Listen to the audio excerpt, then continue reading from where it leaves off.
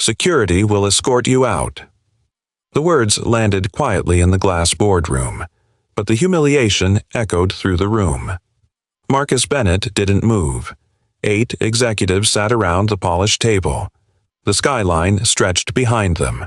$1-million deals, investor contracts, a product launch that was supposed to change the shipping industry. And Marcus had built the software that made it possible. He looked at CEO Harold Whitmore. "You're serious?" Whitmore didn't look uncomfortable. In fact, he looked bored. "You're no longer needed on the project." Marcus felt the tension in his jaw tighten. "That system is my architecture." Whitmore finally looked up. "No," he said calmly.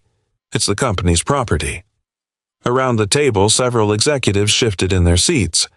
They had spent the past 5 months praising Marcus and calling him brilliant, calling him essential. But now no one spoke, because the contract in front of them was worth $80 million, and Marcus Bennett's name wasn't on it. Whitmore closed the deal folder. "You were hired to write code," he said. "That's what you did." Marcus looked around the table. Some avoided eye contact. Others studied their phones. One executive leaned back and said something that made the room colder. "You should be grateful you were even part of the project." Marcus stared at him. The man shrugged. "Not many people with your background get opportunities like this." The words were quiet, but the meaning was clear. Whitmore stood. "This meeting is over." Marcus still didn't move. "You're locking me out of the system?" Whitmore nods to the CTO. "Remove his access." The CTO types. On the large screen at the front of the room, Marcus's developer credentials disappear one by one. Repository access revoked. Server permissions deleted. Administrator privileges removed. One executive leans back and says quietly, "Guess the genius just became unemployed."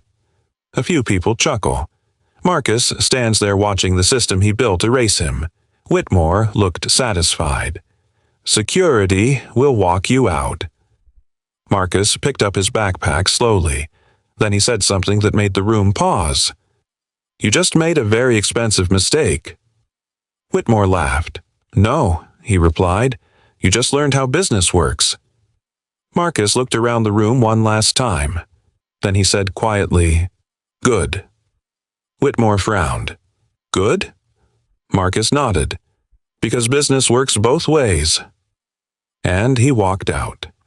6 months earlier, the company had been desperate. Vector Axis was falling behind its competitors. Investors were losing patience. Their logistics software was outdated. Shipping companies were moving to faster platforms.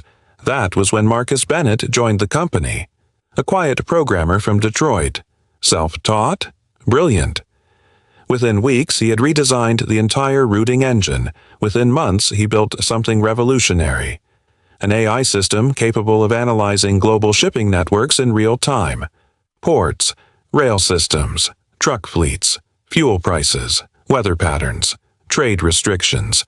The system could predict the fastest shipping routes instantly. Executives called it the future.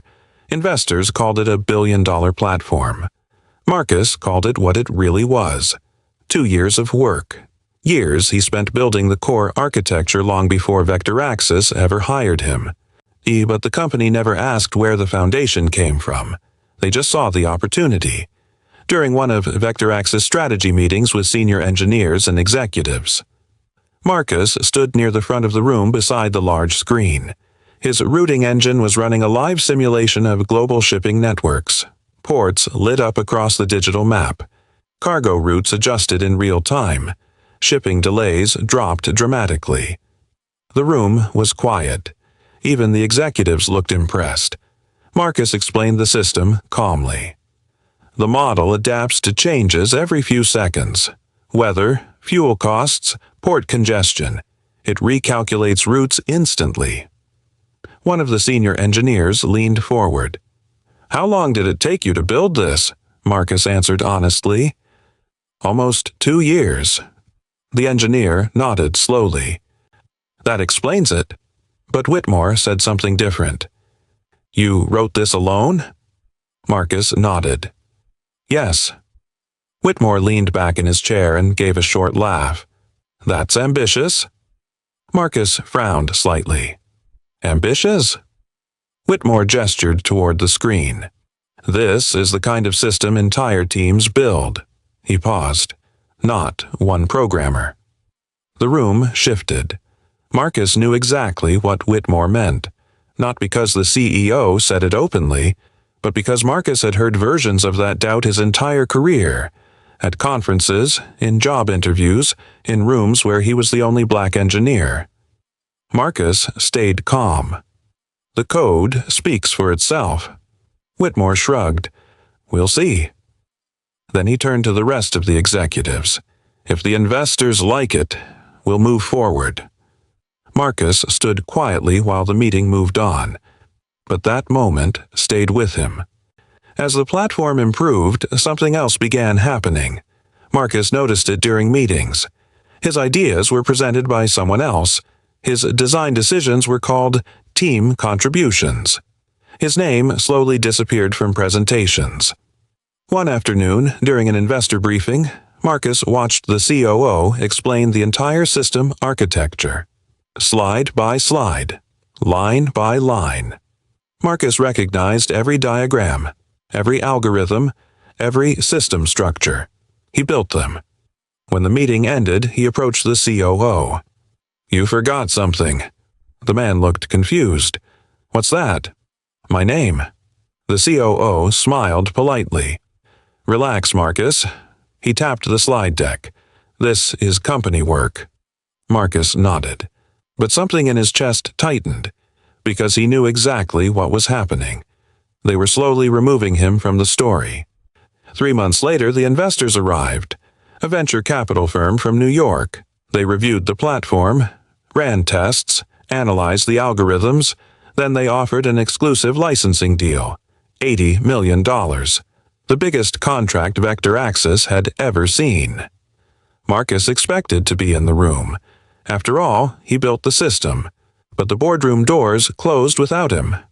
He sat at his desk watching the meeting through the glass wall. Executives nodded. Investors smiled. Contracts were passed around the table.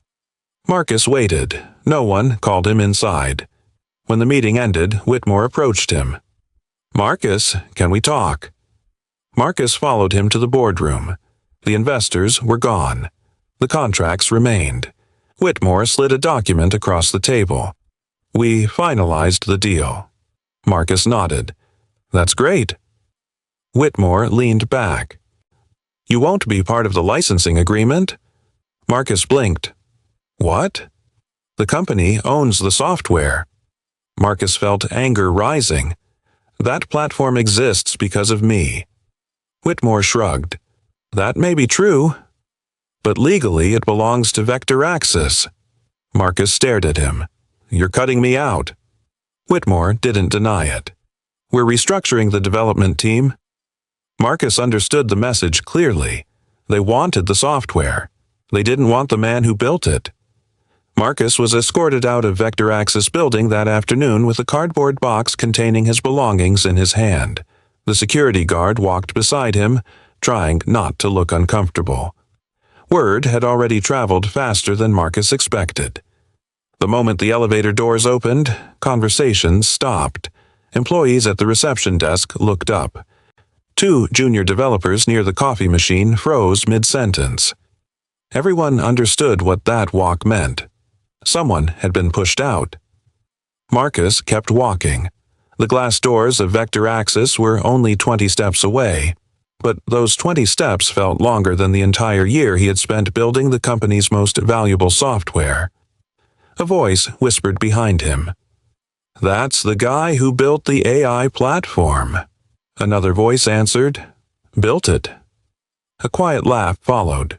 Apparently not. Marcus didn't turn around.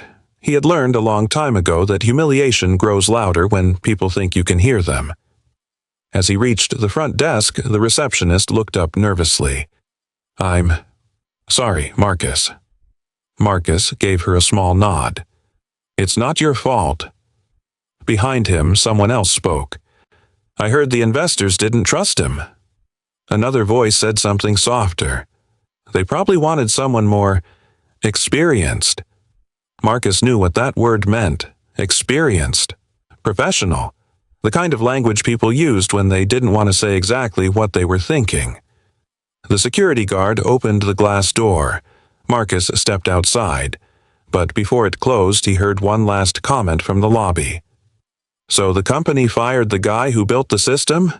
Another employee replied. "Looks like it." The door shut. Marcus stood on the sidewalk holding the box. Inside the building, rumors would keep spreading. By the end of the day, the story would become something simple.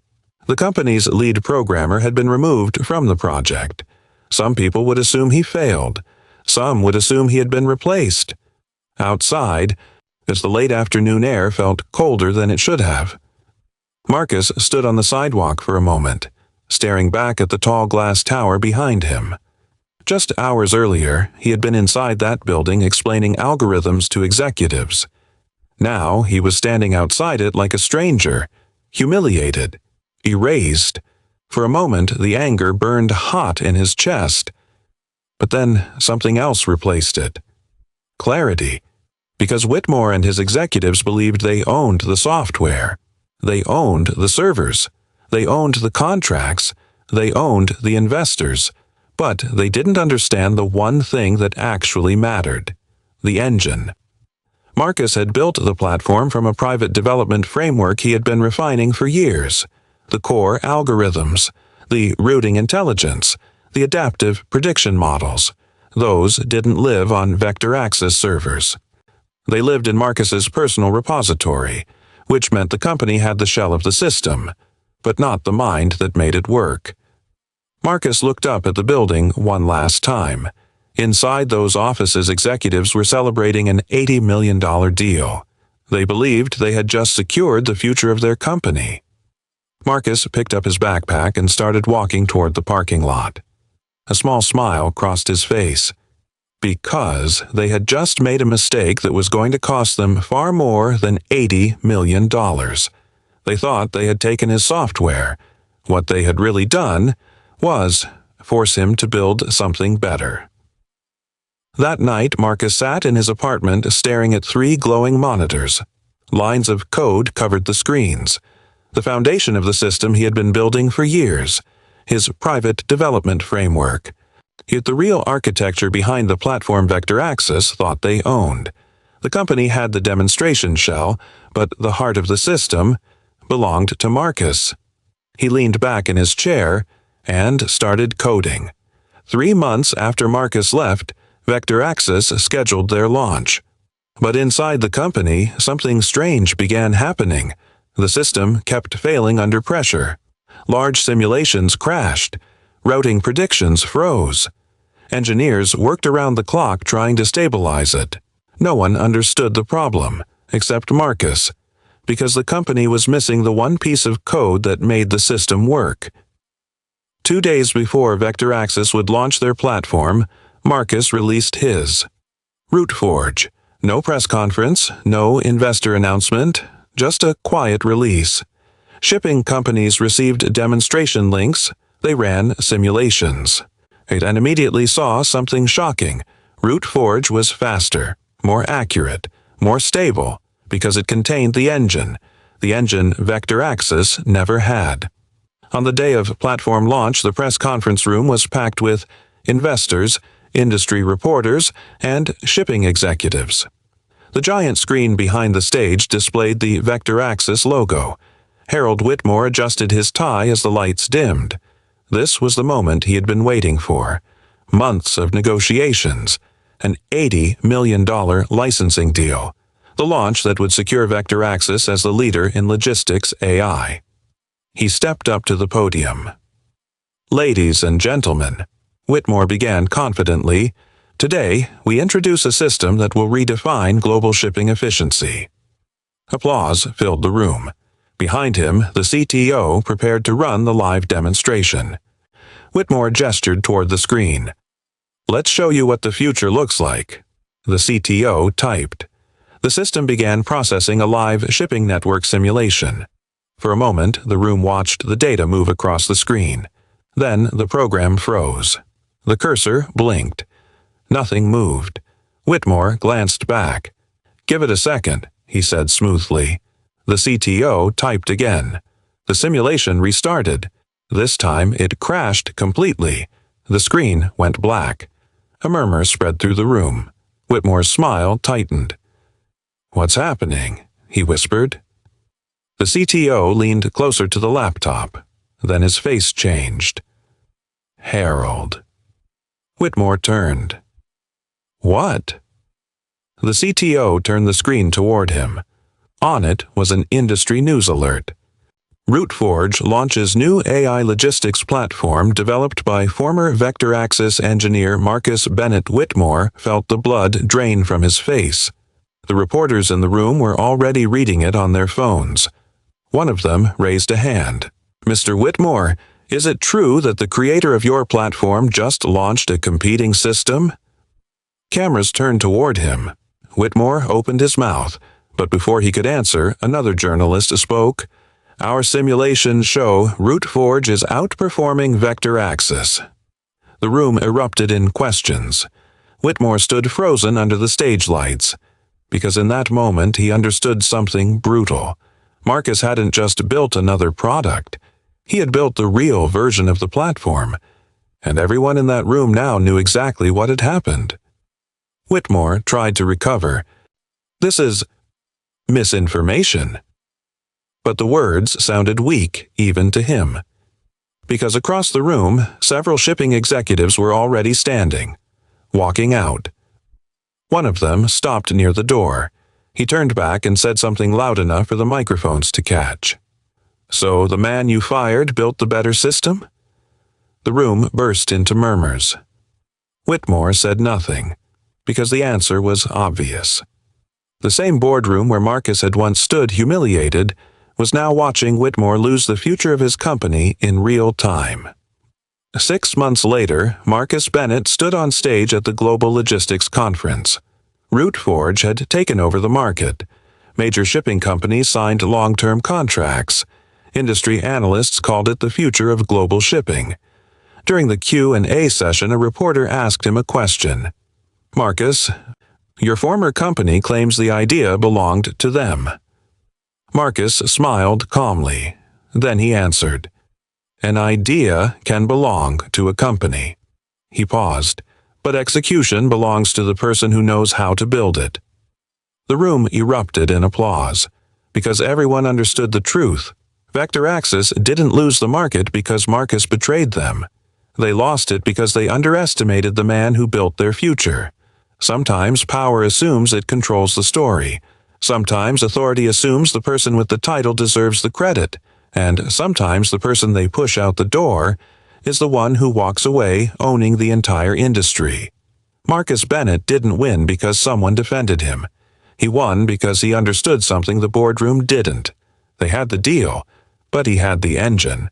And once the market saw the difference, it chose him. And if you stayed with this story until the very end, subscribe and turn on the notification bell, because the next story might expose something even bigger